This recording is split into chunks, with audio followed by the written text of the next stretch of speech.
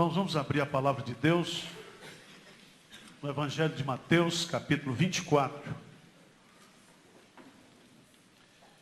Eu quero meditar com vocês sobre o tema quando Jesus vai voltar. Quando Jesus vai voltar. Eu quero fazer uma exposição breve, pontuar para vocês o ensino de Jesus sobre escatologia. E às vezes a gente estuda escatologia sobre a perspectiva de muita gente. Escatologia é o estudo das últimas coisas. E tem gente que é amilenista, pré-milenista, pós-milenista. E Jesus não fala nada disso. Tá certo? Tem gente que fala de uma ressurreição, duas ressurreições, um arrebatamento, dois arrebatamentos. Jesus não fala nada disso. Jesus fala que haverá um dia em que todos irão ressuscitar. Os justos para a ressurreição dos justos. E os ímpios, ressurreição dos ímpios. E a melhor maneira da gente estudar escatologia é estudando escatologia com Jesus. O resto, a gente complementa. Tá certo? Mateus 24 é um bom começo. Tendo Jesus saído do templo, ia se retirando quando se aproximaram dele os seus discípulos, para lhes mostrar as construções do templo. Ele, porém, lhes disse: não vedes tudo isto?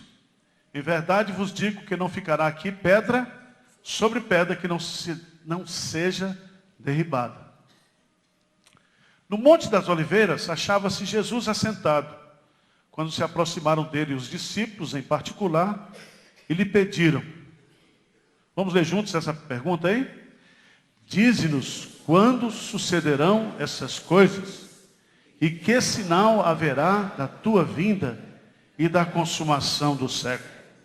E ele lhes respondeu: vede que ninguém vos engane, porque virão muitos em meu nome dizendo eu sou o Cristo, e enganarão a muitos. E certamente ouvireis falar de guerras e rumores de guerra. Vede e não vos assusteis, porque é necessário assim acontecer, mas ainda não é o fim. Porquanto se levantará nação contra nação, reino contra reino, e haverá fomes e terremotos em vários lugares. Porém, tudo isto é o princípio das dores. Então sereis atribulados e vos matarão. Sereis odiados de todas as nações por causa do meu nome. Nesse tempo, muitos hão de se escandalizar, trair e odiar uns aos outros. Levantar-se-ão muitos falsos profetas e enganarão a muitos. E por se multiplicar a iniquidade, o amor se esfriará de quase todos. Aquele, porém, que perseverar até o fim, esse será salvo. E será pregado este evangelho do reino por todo o mundo, para testemunho de todas as nações, então virá o fim. Quando, pois, virdes o abominável da desolação, de que falou o profeta Daniel no lugar santo, quem lê entenda. Então os que estiverem na Judéia fujam para os montes. Quem estiver sobre o eirado não desça a tirar de casa alguma coisa, e quem estiver no campo não volte atrás para buscar a sua capa. Ai das que estiverem grávidas e das que amamentarem naqueles dias. Orai para que a vossa fuga não se dê no inverno nem no sábado, porque nesse tempo haverá grande tribulação, como desde o princípio do mundo até agora não tem havido nem haverá jamais. Não tivesse aqueles dias sido abreviados, ninguém seria salvo, mas por causa dos escolhidos, tais dias serão abreviados. Então, se alguém vos disser, eis aqui o Cristo, ou eis-o ali, não acrediteis, porque surgirão falsos cristos e falsos profetas, operando os grandes sinais e prodígios para enganar, se possível, os próprios eleitos. Vede que ele vos tenho predito. Portanto, se vos disserem, eis que ele está no deserto, não saiais. Ou, eis-o no interior da casa, não acrediteis. Porque assim como o relâmpago sai do oriente e se mostra até no ocidente, assim há de ser a vinda do Filho do Homem.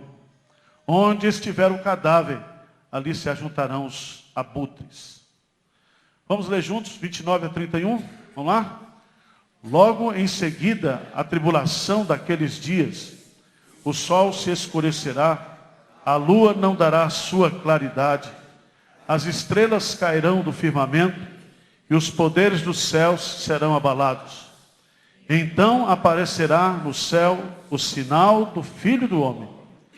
Todos os povos da terra se lamentarão e verão o Filho do Homem vindo sobre as nuvens do céu com poder e muita glória. E ele enviará os seus anjos com grande clangor e trombeta, os quais reunirão os seus escolhidos dos quatro ventos, de uma a outra extremidade dos céus. Amém. Amém. Quando Jesus voltará? Eu queria chamar a sua preciosa atenção, porque nesse capítulo 24 e no capítulo 25, nós temos aquilo que os comentaristas chamam de o sermão profético de Jesus. Acompanha comigo aí a divisão desses dois capítulos. Em primeiro lugar, nós temos a introdução, onde esse sermão foi pregado. Veja aí, versos de 1 a 3.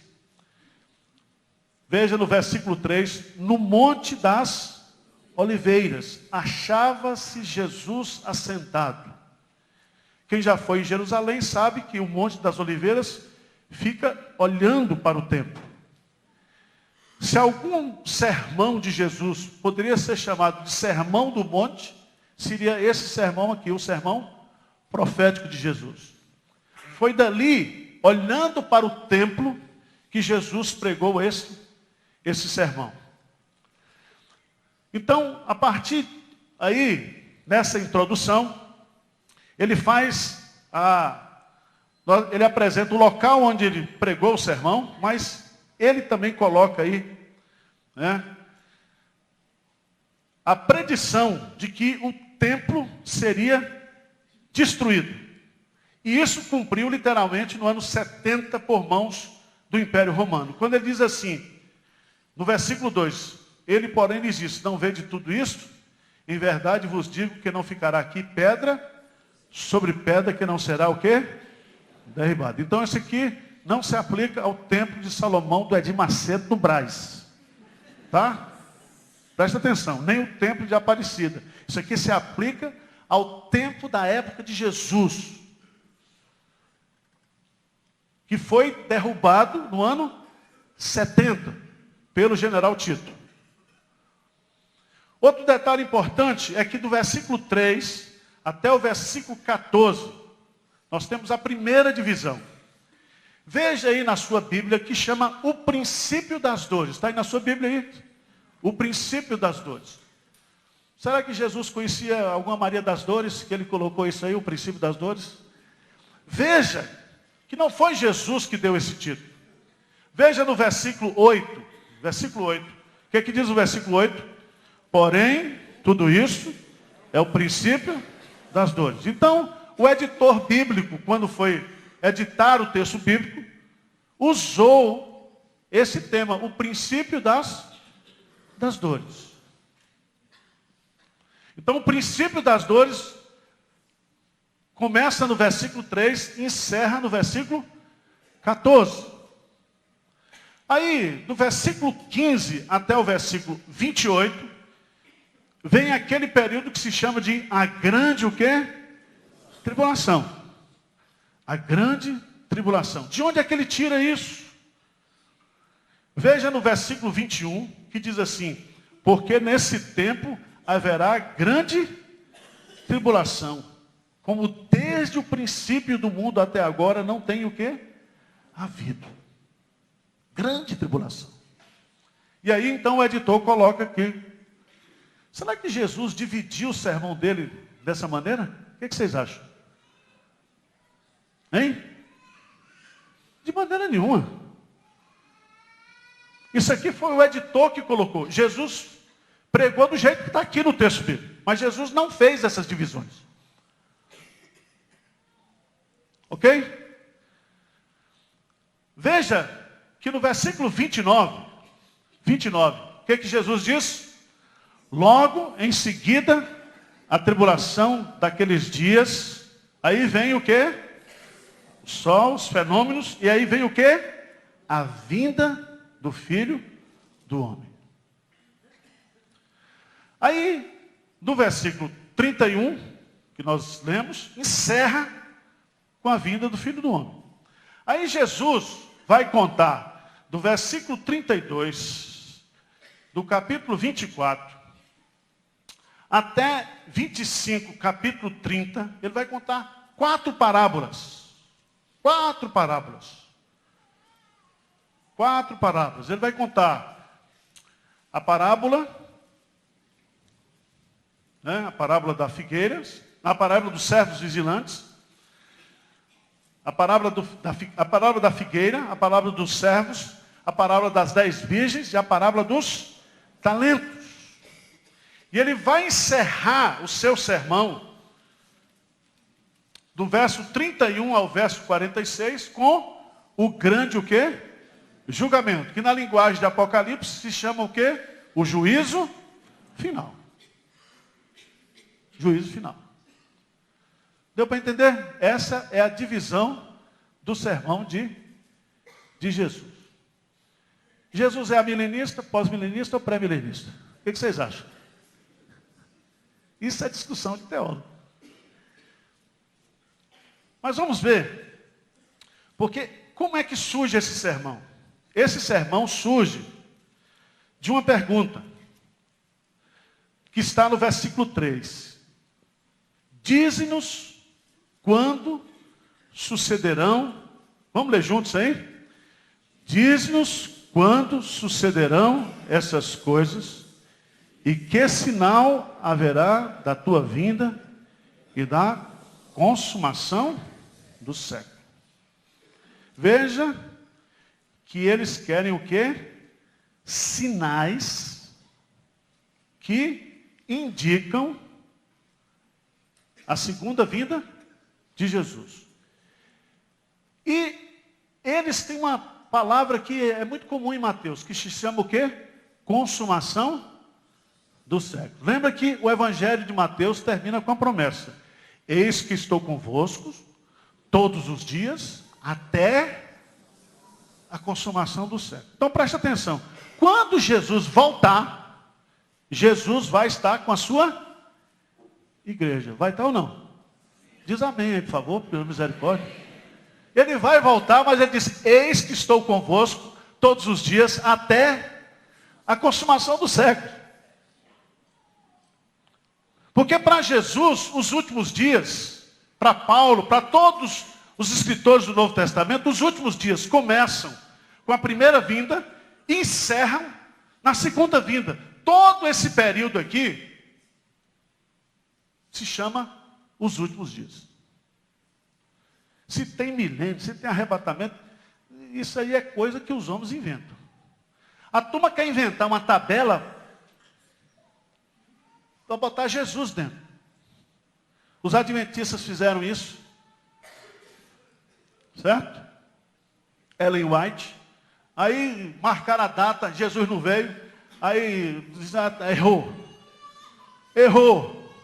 Aí a Ellen White teve uma visão e apareceu uma luz no mandamento lá do sábado. Ela disse: então Jesus não entrou no santuário ainda. Inventou a mentira e renovou o negócio da data. Os homens são loucos para estabelecer uma data para a volta de Jesus. Mas esse dia ninguém sabe. Ele vai voltar. Mas vamos ver aqui. Eu quero rapidamente colocar para vocês 6 sinais que são indicativos aqui no texto. 6 sinais que indicam que Jesus está voltando. Esses sinais têm 3 detalhes interessantes. Esses sinais, eles estarão presentes em todas as gerações. Porque em todas as gerações vai ter falso Cristo, vai ter falsa religião, vai ter fome, vai ter terremoto, vai ter guerra. Pode ter certeza disso. Segundo lugar, Esses sinais aumentarão o ritmo, a proporção que nos aproximarmos do fim. Com certeza. Terceiro, o texto vai nos mostrar, e Jesus vai colocando isso gradativamente no texto, que nós temos que nos mantermos vigilantes, porque a volta de Jesus será o quê? Repentina. Jesus vai colocar 4 parábolas dentro desse sermão, só para deixar a gente ligado com esse negócio de segunda vida. Segunda vida. Vamos lá. Versículos 4 e 5. Primeiro sinal da volta de Cristo. Vamos lá? E ele, vamos ler juntos? E ele lhes respondeu: vede que ninguém vos engane, porque virão muitos em meu nome, dizendo, eu sou o Cristo, e enganarão a muitos. Veja bem, Jesus exorta com veemência: vede que ninguém vos engane. Jesus está dizendo claramente aqui, que até ele voltar, muitos ensinos falsos surgirão com o objetivo de enganar os eleitos de Deus. Preste atenção. O objetivo do falso ensino não é enganar os perdidos, porque o diabo não quer enganar quem é dele. O diabo quer enganar os eleitos de Deus, quer enganar as ovelhas de Cristo. Por isso que Jesus está exortando aqui: vede que ninguém vos engane, porque virão muitos em meu nome dizendo, eu sou o Cristo. Agora é muito interessante, porque no versículo 5, veja aí, porque virão muitos, não diz poucos, não diz mais ou menos, mas diz o quê? Muitos. Muitos. Você já notou que tem muita igreja falsa? Muito apóstolo falso? Muito picareta evangélico? Você já notou que tem? Parece que eles vão se multiplicando, essas falsas igrejas. E tudo pregando em nome de Jesus. Vamos voltar lá para Mateus 7. Mateus 7.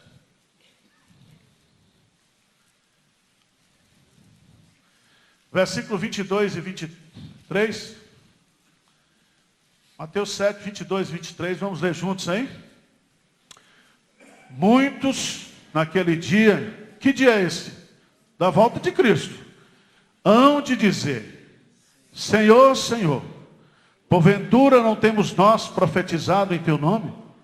Em teu nome não expelimos demônios? Em teu nome não fizemos muitos milagres? Então lhes direi explicitamente, nunca vos conheci, apartai-vos de mim, os que praticais o quê? Veja bem, o cara está praticando iniquidade em nome de Jesus, está profetizando, curando e exorcizando, e isso é prática de iniquidade. O sujeito é 171 espiritual. Não sou eu que estou dizendo, não, é Jesus que está dizendo. Jesus diz, nunca vos conheci. Vocês se apropriarem indevidamente do meu nome. E, gente, se essas pessoas não estão fazendo isso, no nome de Jesus, no poder de Jesus, qual é o poder que está manifestando aí? Eu não sei. Vocês respondem.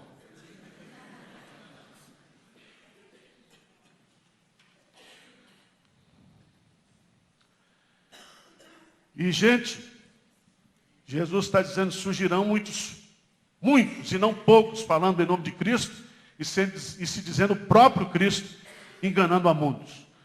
O engano, gente, e a ingenuidade espiritual aumentarão de forma absurda. Absurda.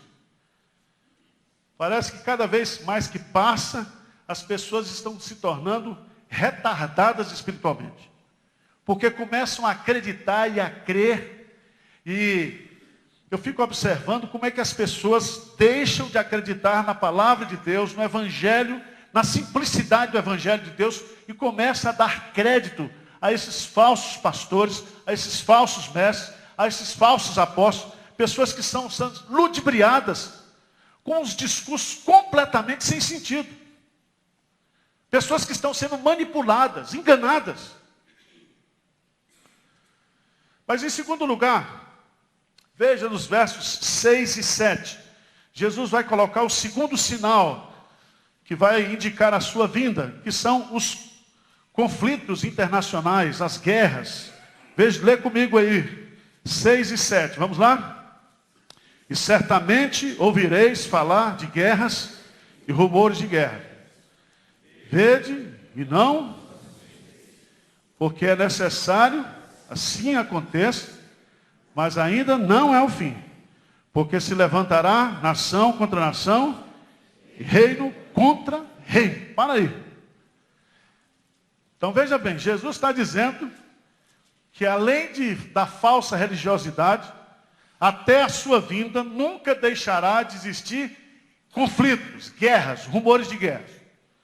Eu fui pesquisar, existe um índice da paz global e em 162 países pesquisados, após apenas 11 não estão envolvidos em conflitos internacionais. Os mais perigosos, Congo, Síria, Egito, a Nigéria com aquele Boko Haram e o Estado Islâmico que está esparramado no mundo todo com seu terrorismo. Eu fiquei impressionado porque entre os 4 que não estão em guerra internacional está a Suíça, Japão, Chile e Brasil. Chile e Brasil. Não está em conflito internacional, né? A única guerra que a gente fez foi contra o Paraguai. Mas se a gente for entender que nós temos os conflitos urbanos, né? Quem quer morar no Rio de Janeiro hoje, hein? O risco que dá, né? Nas periferias hoje, a falta de segurança nas cidades, a angústia que nós estamos vivendo hoje nas cidades, o problema do crime organizado, a situação que nós estamos vivendo no país. Então, nós estamos vivendo, irmãos, tempos difíceis, tempos de insegurança mundial. E a impressão que eu tenho é que se a civilização começou lá no Oriente Médio, o fim do mundo também vai dar lá. Não sei se vai ser na Palestina, né, no Egito, mas parece que no Iraque. Se o Jardim do Éden foi lá no Iraque, vai ter uma bomba lá também para terminar por lá, porque tudo começa ali. O conflito é ali. Terceiro princípio, terceiro sinal, versos 7b e 8. Veja aí. No 7b diz: haverá fomes e terremotos em vários lugares. E no versículo 8 diz assim: porém, tudo isso é o princípio das dores. O que é o princípio das dores? É quando a mulher está para dar o quê? A luz. Não pariu ainda não. É só o começo. Agora, irmãos, lembre-se que tudo isso aqui vai acontecer, está acontecendo, desde que gente é gente. Se você pegar desde quando Cristo proferiu essa mensagem, o mundo nunca teve paz. Todos esses sinais estão presentes na história. Estão presentes. Sabe por quê? Porque fomes e guerras são desastres naturais que Deus envia sobre a terra como forma de juízo. Sabia disso? Esses sinais acontecem simultaneamente na história. Acontece simultaneamente. São sinais do juízo de Deus sobre a humanidade. Deus, quando quer exercer juízo, Ele faz isso. Na sua soberania. Na sua soberania. Mas o quarto sinal, versículo 9, quarto sinal, lê comigo aí o que é que diz. Então sereis atribulados e vos matarão. Dados de todas as nações por causa do meu nome. Veja que coisa interessante. Perseguição implacável à igreja. Versículo 9. Sereis atribulados e vos matarão. Sereis odiados de todas as nações por causa do meu nome. Eu não sei se você sabe, mas segundo a missão Portas Abertas, nós temos hoje, no presente, 200 milhões de cristãos que estão sendo perseguidos no mundo hoje, oficialmente falando. Eu não sei se você sabe, mas mataram mais cristãos no século XX, no século passado, do que em toda a história do cristianismo. Se juntar todos os séculos, até o século XIX, juntar os mártires cristãos, a soma de todos esses séculos foi menor do que os cristãos que morreram no século XX. Cristãos que foram mortos por Mao Tse Tung, cristãos que foram mortos na Coreia do Norte, cristãos que foram mortos na China, cristãos que foram mortos em Cuba, cristãos que foram mortos na Cortina de Ferro, nos países comunistas, que quiseram até trazer para o Brasil. Irmãos, a igreja sempre estará sob perseguição. Quinto sinal, versículos 10 a 13, vamos lá? Nesses tempos, muito hão de se escandalizar, trair e odiar uns aos outros. Levantar-se-ão muitos falsos profetas e enganarão a muitos. Levantar-se-ão e por se multiplicar o quê? A iniquidade, o amor se esfriará de quase todos. Que coisa. Que coisa. É sério isso aqui, não é? É sério ou não é?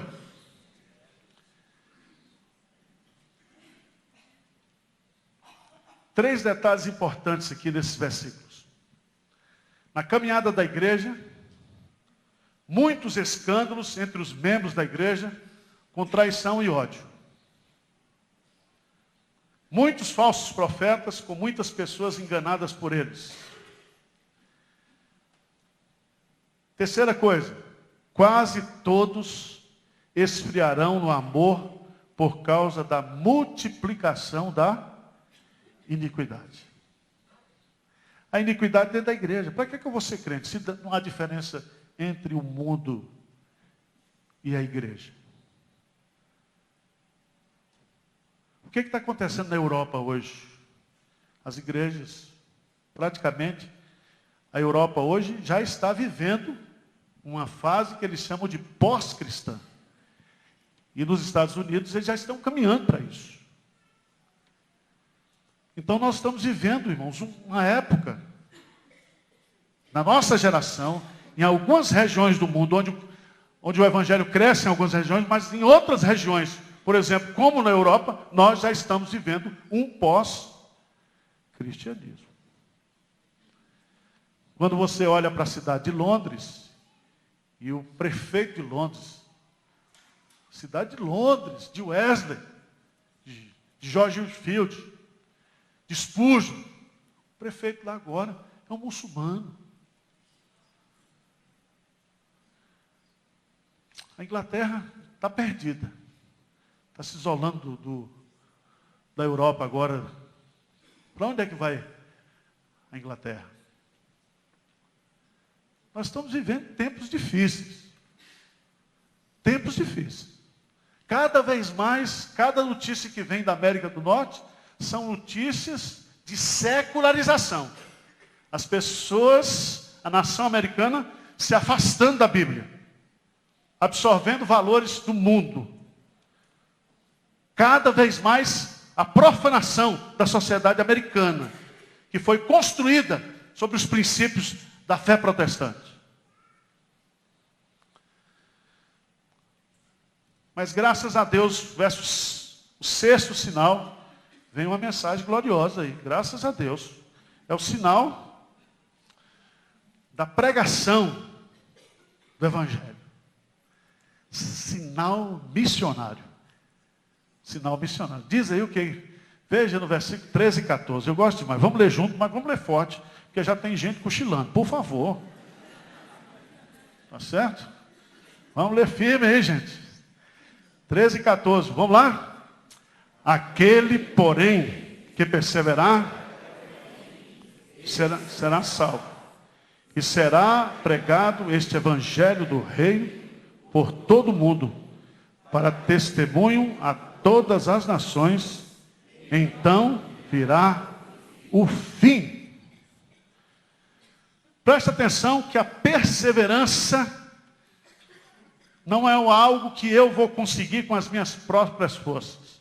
Quando ele diz aquele que perseverar até o fim, ele está colocando a responsabilidade dessa perseverança nas minhas mãos. Mas a gente sabe que aquele que começou a boa obra em mim, vai o quê? Completá-la. Jesus diz, as minhas ovelhas, elas ouvem a minha voz e elas me seguem. E aquele que é de Jesus, aquele que é ovelha de Jesus, vai perseverar até o fim. Não vai seguir a voz do estranho, vai seguir a voz do pastor. Vai ser fiel até a morte e vai receber o quê? A coroa da vida. E vai pregar o evangelho. E veja 3 detalhes interessantes. Nesse versículo, o que deve ser pregado? Hein? O que deve ser pregado, gente? O que deve ser pregado, gente? O evangelho. O evangelho do reino. E quando Jesus começou a pregar o evangelho do reino, qual foi a principal mensagem que ele pregou? Mateus 4,17. Arrependei-vos, porque é chegado a vós o reino de Deus. Então nós temos que pregar o evangelho. Nós não temos que pregar evangelho de prosperidade, nós não temos que pregar evangelho de pobre, de rico, nós temos que pregar o evangelho do reino.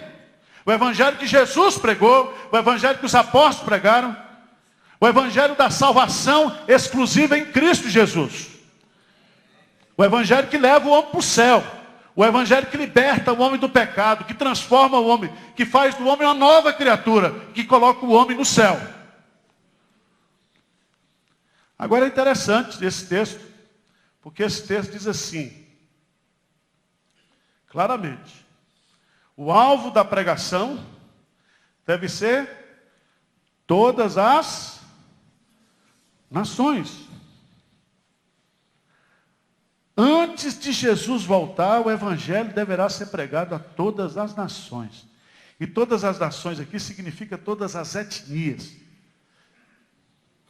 Todas as etnias, todos os grupos étnicos que existem no mundo. Por que nós temos que fazer isso? Qual a importância disso?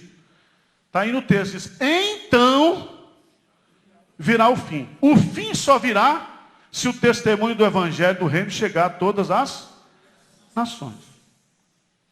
Por isso que Pedro fala que nós temos que apressar a vinda do Senhor. Como é que a gente apressa a vinda do Senhor? Pregando o evangelho. Pregando o evangelho. Então, quanto mais missionários nós formos, quanto mais dedicados à pregação do evangelho do reino nós formos, mais antecipando nós estamos à volta de Cristo. Eu não sei como é que Jesus vai administrar isso, mas a gente tem que fazer. Tá certo? Agora, irmãos, essa grande tribulação, versos de 15 a 21, isso aí, nessa primeira parte, né? Nessa primeira parte, se você observar dos versos 15 a 19, só tem a ver com Israel. Jesus está falando exclusivamente para os judeus. Tá certo? Isso não se aplica a nós. Não se aplica a nós.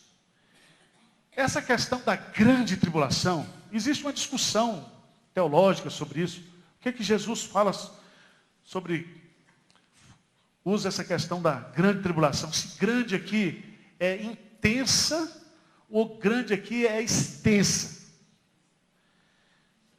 E aí, os teólogos dizem, ela é extensa porque ela está presente em toda a história. Mas, quanto mais próxima a vida de Cristo, mais ela se tornará intensa. E eu particularmente creio, de acordo com a palavra de Deus, que Jesus está falando sobre duas coisas aqui. Ele está falando sobre os dias da destruição de Jerusalém, são chamados os dias de vingança, onde se cumpre o propósito de Deus com os judeus. Mas Jesus fala aqui, a partir do versículo 21 em diante, até o versículo 28,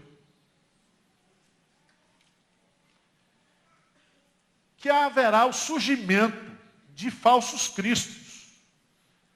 E aí que entra aquilo que Paulo chama de o surgimento do homem da iniquidade, que está lá em 2 Tessalonicenses, capítulo 2, versos de 1 a 12. Não dá tempo a gente pregar sobre essa figura, mas Paulo fala que nesse período aparecerá a figura do homem da iniquidade. E lá em 2 Tessalonicenses, capítulo 2, de 1 a 12, vai falar sobre a sua manifestação, sobre o seu caráter, sobre as suas ações e sobre a sua derrota. Ele será destruído. E Jesus nos exorta claramente, no versículo 27, porque assim como o relâmpago sai do Oriente, se mostra até o Ocidente, assim há de ser a vinda do Filho do Homem. E é justamente nesse período do anticristo, nesse período onde se manifestará esse homem da iniquidade, que Jesus Cristo o quê? Voltará. E para encerrar, versículo 29 a 31, logo em seguida a tribulação daqueles dias, aí vem os fenômenos, a volta de Cristo se dará em meio à grande tribulação, a volta de Cristo será precedida por acidentes ou manifestação dos corpos celestes, o sol se escurecerá, a lua não dará sua claridade, as estrelas cairão no firmamento, os poderes do céu serão abalados, versículo 29. Mas a segunda vinda de Cristo, segundo o texto, possuirá algumas características especiais. Primeiro, ela será pessoal. Jesus virá o quê? Pessoalmente. Pessoalmente. Segundo, ela será visível, pública, impactante. Todos os povos da terra se lamentarão e verão o Filho do Homem vindo sobre as nuvens do céu. Terceiro, ela será poderosa e gloriosa, diz o verso 30, com poder e muita glória. Na sua primeira vinda, Jesus escondeu a sua glória na sua humanidade. Na sua segunda vinda, ele vai mostrar toda a sua glória, todo o seu poder e toda a sua majestade. Louvado seja o nome de Jesus. Quarto lugar, ela será definitiva. Que coisa maravilhosa. Definitiva. Aí você que é esse crente assim, que gosta de fazer perguntas. Tem uns crentes assim, muito inteligentes. Né? E diz assim, quando eu chegar lá no céu, eu tenho umas perguntas para fazer para Deus.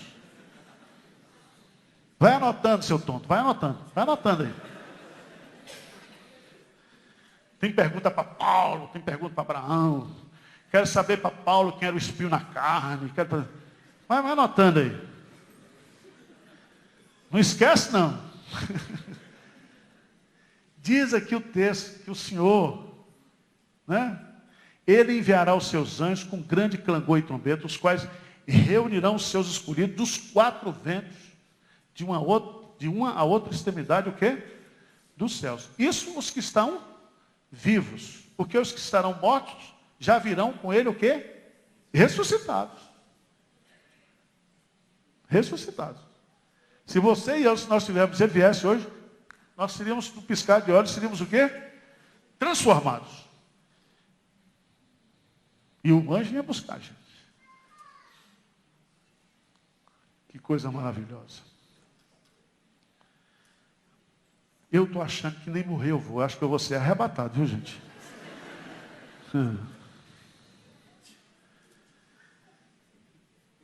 Os teólogos chamam isso a igreja militante se reunindo com a igreja o quê? Triunfante. É o ápice. Quando Jesus vier buscar a sua igreja. Formando uma única família. João capítulo 14, versículo 3. Quando tudo estiver preparado, eu voltarei para buscar vocês. Porque o meu desejo, disse Jesus, é que onde eu esteja, estejais vós também. Jesus quer a minha e a sua companhia. Louvado seja Deus por isso.